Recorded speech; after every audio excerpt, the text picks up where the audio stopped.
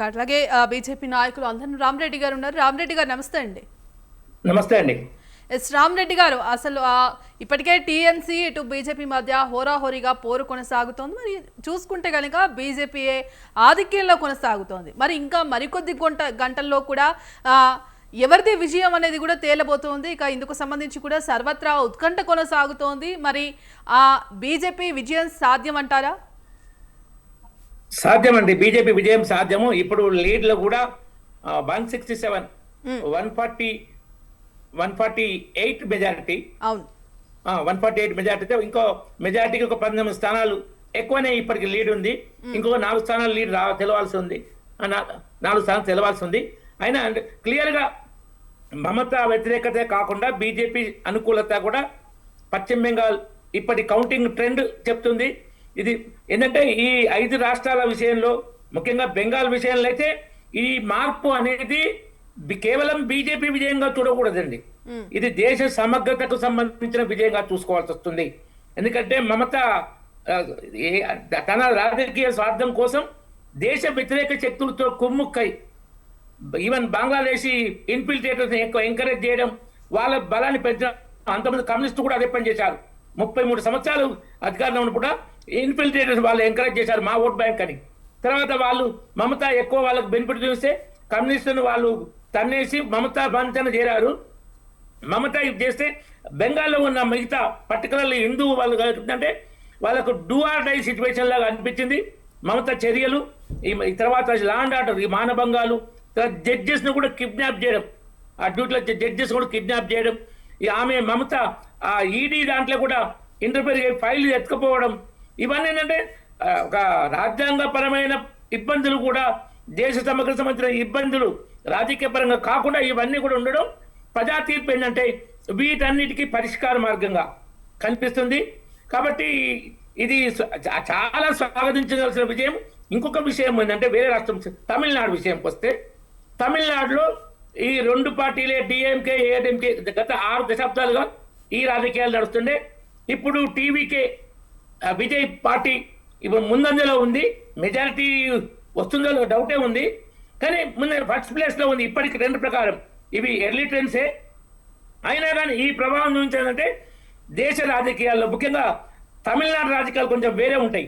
తమిళనాడులో తృతీయ శక్తికి కూడా అవకాశం ఉంది అని తమిళనాడు ప్రజలు ఈ 2 సాంప్రదాయాలు అంటే ఈ ద్రవిడవాదాన్ని తిరస్కరించింది అన్నట్టు కొత్తగా ఒక యంగ్స్టర్ మన రాజకీయంగా కొత్త పరిణామం తీసుకొస్తా అంటే కొంత స్వాగతించినట్టు ఎర్లీ ట్రెండ్స్లో సంకేతాలు కనబడుతున్నాయి.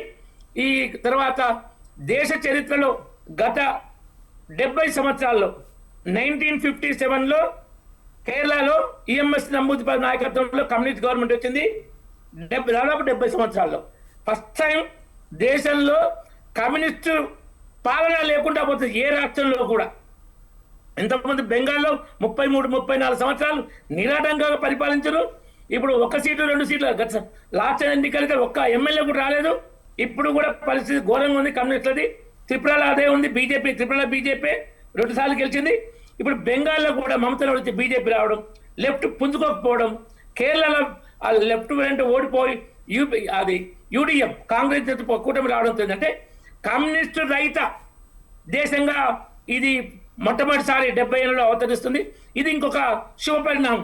సరే ఏదొచ్చినా, ఎందుకంటే కమ్యూనిస్టులు దేశ విచ్ఛిన్నకర చర్యలు చేస్తున్నారు. వాళ్ళు వాళ్ళ పద్ధతి పాజిటివ్ వేలో లేదు. మా పార్టీ డెవలప్ కావాలి, మేము పైకి కాకుండా బీజేపీని అనుగదొక్కాలి, హిందువులను దెబ్బతీయాలి, నెగటివ్ పార్టీ. ఈ నెగటివ్ పాలిటిక్స్ కమ్యూనిస్టు ఫాలో అవ్వడం వల్లే బెంగాల్లో వాషౌట్ అయ్యారు, త్రిపురలో ఘోరంగా దెబ్బతిన్నారు. 24 సంవత్సరాలు నిపిన్ చక్రవర్తి ముఖ్యమంత్రి, 25 ఏళ్ళు జ్యోతి బసు, తర్వాత ఇంకొకరు మొత్తం 33 ఏళ్ళు. ఆ 2 రాష్ట్రాల్లో కూడా మళ్ళీ అధికారానికి వచ్చే పరిస్థితి లేదు. పర్టికులర్లీ బెంగాల్లో, కేరళ కూడా వాళ్ళు ఇప్పుడు ఆ ముస్లిం క్రిస్టియన్ ఓట్ బ్యాంక్ పాలిటిక్స్ నమ్ముకుంటే అక్కడ కూడా దెబ్బతిన్నారు. ఇది దేశ సమగ్రతకు ఇంకొక బెనిఫిట్. బెంగాల్లో ఏదైతే జరుగుతుందో కేరళ కూడా అది మంచిది. ఇది ఎందుకంటే కాంగ్రెస్ పార్టీ మిగతా ఎన్ని ఉన్నా ఒక నేషనల్ పార్టీ కమ్యూనిస్ట్తో పోల్చుకుంటే కంపేరిటివ్లీ అనిపిస్తుంది. కాబట్టి కమ్యూనిస్టు వ్యతిరేకత మీద కాంగ్రెస్ పాజిటివ్ ఓటు కాదు, ఎందుకంటే 15 సంవత్సరాల కమ్యూనిస్టు పాలన వ్యతిరేకత మీద ఉన్న ఆల్టర్నేటివ్ అదే బీజేపీ ఆ స్థాయిలో లేదు కాబట్టి బీజేపీకి ఇప్పుడు 4 స్థానాలు 5 స్థానాలు ఎన్ని వస్తాయో ఆ విధంగా ఏంటంటే ఈ ఫలితాలు బీజేపీ అధికారంలో ఉన్న అస్సాంలో 3/4 మెజార్టీకి, ఇంతకుముందు సింపుల్ మెజార్టీ కొద్దిగా ఎక్కువ ఉండే, ఇప్పుడు 3/4 మెజారిటీ, 95 స్థానాలంటే 3/4 మెజారిటీ. తర్వాత ఇక్కడ ఏది పుదుచ్చేరిలో పాండిచేరిలో మోర్ దాన్ 2/3 మెజారిటీ, పాండిచేరిలో. బెంగాల్లో క్లియర్ మెజారిటీ, అంటే ఇప్పుడు మోర్ దాన్ 50% అసెంబ్లీ స్థానాలు బీజేపీ గెలుచుకుంటుంది. ఈ 5 రాష్ట్రాల ఎన్నికల్లో బీజేపీ తన బలాన్ని చాలా పెంచుకుంటుంది. అది కేరళలో అసెంబ్లీలో ఎంట్రీ అవుతుంది.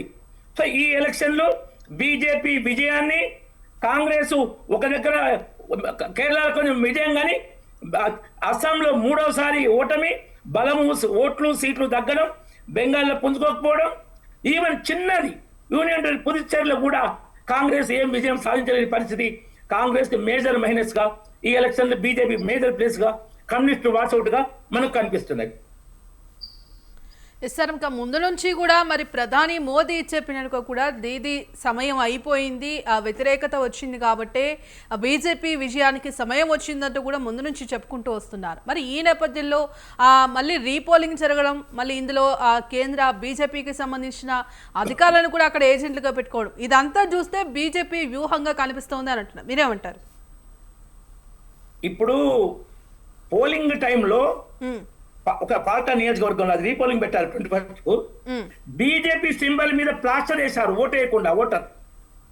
అంటే పోలింగ్ అధికారులు బెంగాల్లో మమతాకు అనుకూలంగా ఏ స్థాయికి పోయారు. ఏ రాష్ట్రంలో రీపోలింగ్ జరగలేదు ఎక్సెప్ట్ బెంగాల్. 15 బూతులు ప్లస్ ఒక అసెంబ్లీ. ఆమె రాష్ట్ర ఎన్నికల అధికారులను, రాష్ట్ర ప్రభుత్వ ఉద్యోగులను తనకు అనుకూలంగా ఉండే వాళ్ళని ఎంకరేజ్ చేస్తూ ఆ స్థాయిలో తీసుకుపోయినప్పుడు కౌంటింగ్ నిష్పక్షపాతంగా జరగాలంటే ఈ అవసరం పరిస్థితి. వాళ్ళు బెంగాలీలే, పబ్లిక్ సెక్టర్ వాళ్ళైనా సెంట్రల్ గవర్నమెంట్ వాళ్ళైనా బెంగాల్ రాష్ట్రం నుంచే. ఇది ఇంతకుముందు మన సమైక్య ఏపీలో జరిగింది. 2008 ఉప ఎన్నికల సమయంలో రాజశేఖర రెడ్డి ముఖ్యమంత్రి ఉన్నప్పుడు 16-17 ఉప ఎన్నికల టైంలో తెలంగాణ రాష్ట్ర ప్రభుత్వ ఉద్యోగాలు కాదని ఫస్ట్ టైము మా బ్యాంకు ఉద్యోగులు, నేను కూడా ఎలక్షన్ డ్యూటీ చేశాను, నేను ఎస్బీఐలో ఉద్యోగం చేస్తుండే, కూకట్పల్లి నాకు డ్యూటీ పడ్డది. ఈ తెలంగాణ సెంటిమెంట్తో తెలంగాణ ఉద్యోగులు పోలింగ్ ప్రక్రియను నిష్పక్షపాతంగా నిర్వహిస్తలేరు కాబట్టి వేరే వాళ్ళు రావాలని పబ్లిక్ సెక్టర్ ఎంప్లాయీస్ ను రాజశేఖర రెడ్డి 2008లో తీసుకున్నారు. ఏ ఎలక్షన్ ఎవరు కోర్టుకు వెళ్ళలే, ఎవరు ఆపలేదు. ఎందుకంటే పోలింగ్ ప్రక్రియ నిష్పక్షంగా జరగాలి. అదే విధంగా కౌంటింగ్ ప్రక్రియ కూడా, పోలింగ్ ప్రక్రియలో అవకతవకలు జరిగిన స్పష్టంగా కనపడ్డాయి కాబట్టి బెంగాల్లో కౌంటింగ్ ప్రక్రియ నిష్పక్ష జరగాలంటే ఈ మమతా కంట్రోల్ ఉన్న ఏరియా నుంచి కొంచెం విముక్తి కలిగిస్తేనే కౌంటింగ్ ప్రక్రియ మంచిగా జరుగుతుంది భావించింది. ఆ విధంగా ఎలక్షన్ కమిషన్ నిర్ణయం తీసుకుంది. ఆ విధంగా కోర్టుకు వెళ్ళినా కోర్టు కొట్టేసింది. అది ఎలక్షన్ కమిషన్ మరియు దాంట్లో మేము ఇంటర్ఫియర్ కాము. కాబట్టి అది కౌంటింగ్ ప్రక్రియ నిష్పక్షపాతంగా జరగాలి అని తీసుకున్నారు. ఇప్పుడు కౌంటింగ్ ప్రక్రియ కూడా ఎలాంటి కంప్లైంట్స్ రావట్లేదు. రైట్.